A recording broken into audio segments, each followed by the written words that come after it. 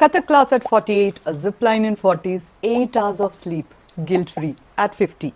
No, these are not symptoms of a midlife crisis. These are the things that I did. Things I thought I should not do from what I saw and heard. And this video is for every woman who has a list like this. Things that she always said, next year, next year, next year. Hi, I'm Sneha and this is Between Us.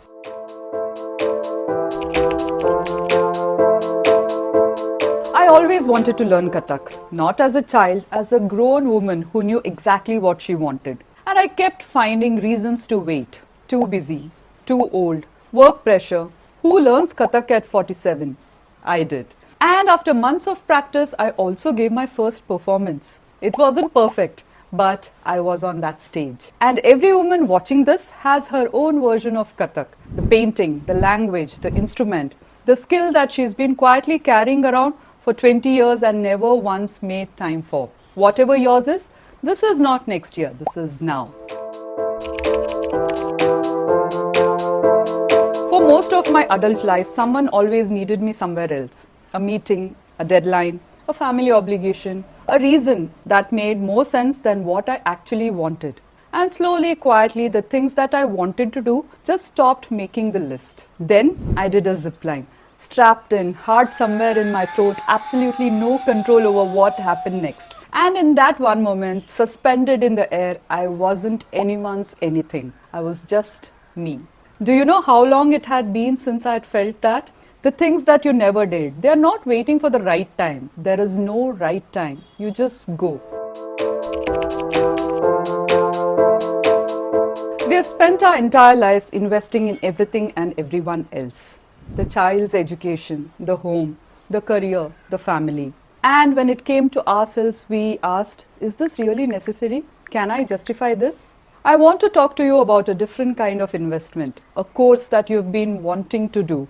Understanding your own colors and style, working with someone like an image consultant who helps you finally dress like yourself and not just for the occasion. Even learning makeup properly for yourself, not because someone told you to, but because you want to. These are not indulgences, these are investments in the woman you're becoming. When you invest in yourself, your learning, your appearance, your confidence, you don't just feel better, you show up differently. And the world responds differently to a woman who has decided she's worth investing in.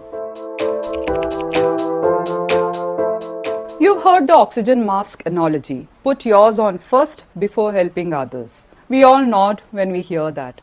And then we go home and do the opposite. But I want to offer you a different image. Imagine a cup filled to the brim, filled so completely that it starts to overflow. Now that overflow, that's what you give to others. Not the last drops from the bottom of an empty cup, not the scraps left over after everyone else has taken what they need. When I left corporate after 23 years, I was running on empty. I had given everything I had to everything and everyone else.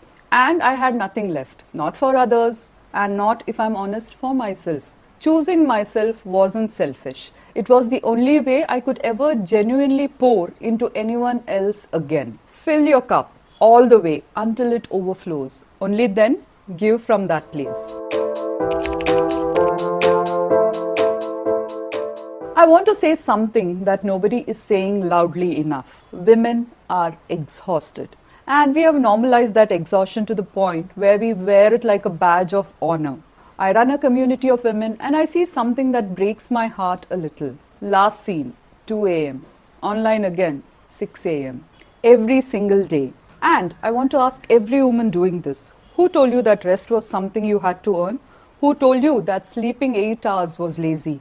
Who told you taking a break meant you weren't working hard enough? Sleep is not a reward. Sleep is not a luxury. Sleep is the thing that makes everything else possible. Your best ideas comes from a rested mind. Your patience, your creativity, your joy, all of it lives on the other side of enough sleep. Rest is not the opposite of productivity. Rest is what makes you productive. Put that phone down, close the laptop, sleep. You're not a machine, and even machines need to be switched off. When I started Wonder Woman Wednesday, I made one phone call to one woman. I didn't have a pitch. I didn't have a fully formed plan. I just had a feeling that there were women out there exactly like me, Women who had spent decades being capable and competent and quietly invisible to themselves. Women who had put everyone else first for so long that they had almost forgotten what they actually wanted. And she said yes. And then there were two of us. Then 10. Then a room full of women, entrepreneurs, homemakers, students, professionals, all carrying the same quiet hunger for something more. And when we got into a room together, something happened that I still can't fully explain. We recognized each other, not from before, not from somewhere specific, just recognized. Like, oh, you too? That is the most powerful thing I've ever experienced in this entire decade. And I built a whole community around that one feeling.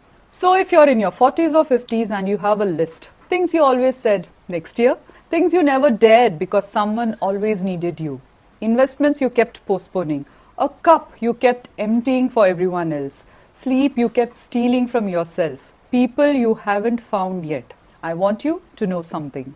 This decade is not the beginning of the end. It's the first time in your life that everything you have learned, everything you have survived, everything you have built is finally, completely, unapologetically yours. Learn the thing. Take the leap. Invest in yourself. Fill your cup. Rest and find your people. You have waited long enough. I'm Sneha Pai and this is Wonder Woman Wednesday and this was Between Us.